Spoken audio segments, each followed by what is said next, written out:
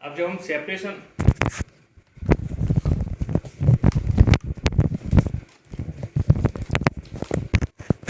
अब हम जब बात करते हैं कि क्या भारत के संविधान ने डिवीज़न ऑफ सब्जेक्ट की व्यवस्था करी है या नहीं करी, तो डिवीज़न ऑफ सब्जेक्ट का शेड्यूल दिया गया है 7 शेड्यूल में बताया गया है कि किस प्रकार से जो सब्जेक्ट हैं जिन पर लेजिस्लेचर्स कानून बना सकती हैं वे कौन से सब्जेक्ट हैं जिन पर सेंट्रल गवर्नमेंट या सेंट्रल लेजिस्लेचर कानून बना सकती है, और कौन से सब्जेक्ट ऐसे हैं जिन पर स्टेट लेजिस्लेचर कानून बना सकती है, और कौन से सब्जेक्ट ऐसे हैं जिन पर दोनों ही लेजिस्लेचर्स सेंटर और स्टेट कानून बना सकती हैं।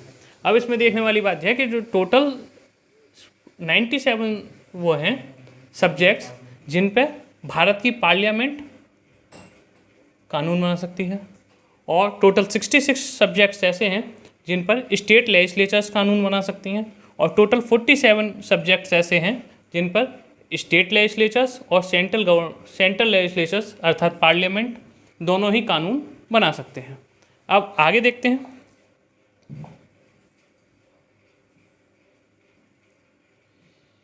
कि भारत का जो सिस्टम है वो पार्लियामेंट्री सिस्टम है या अन्य कोई सिस्टम है। पार्लियामेंट की सिस्टम का मतलब है कि क्या भारत में पार्लियामेंट है या भारत में जो कानून बनता है वो किसी राजा द्वारा बनता है या संसद चुने हुए लोगों द्वारा बनता है।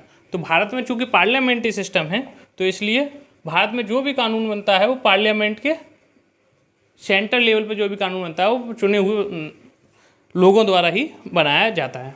भारत में पार्लियामेंट में 2 सदन आते हैं, पहला लोअर और दूसरा हायर, अपर सदन बोलते हैं इसे, अपर हाउस। लोअर हाउस है अपना क्या, लोअर हाउस है लोकसभा और अपर हाउस है राज्यसभा, ठीक है। अब बात आती है कि the parliament system is based on the principles of indivisibility of powers. अब the parliamentary system is also known as the Westminster model of government. Westminster model एक मॉडल ऑफ गवर्नमेंट है जिसपे ये पार्लियामेंट्री सिस्टम आधारित होता है। आगे देखेंगे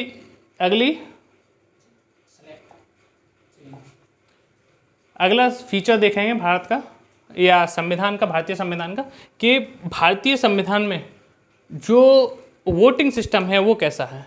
वोटिंग सिस्टम है भारत में यूनिवर्सल एडल्ट फ्रेंचाइजी। यूनिवर्सल का मतलब है सार्वभौमिक, एडल्ट का मतलब है वयस्क, और फ्रेंचाइज का मतलब है मताधिकार।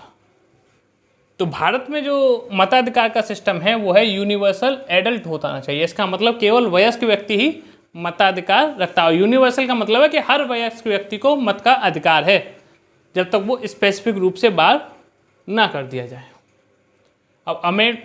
अब बात आती है कि अमेंडमेंट ऑफ द कॉन्स्टिट्यूशन की, कि भारतीय संविधान में संशोधन के प्रावधान है या नहीं है, क्या भारत का संविधान संशोधित किया जा सकता है या नहीं किया जा सकता। तो वास्तविकता में भारत के संविधान में संशोधन किया जा सकता है, और जो किया जा सकता है आर्टिकल 368 के अंतर्गत।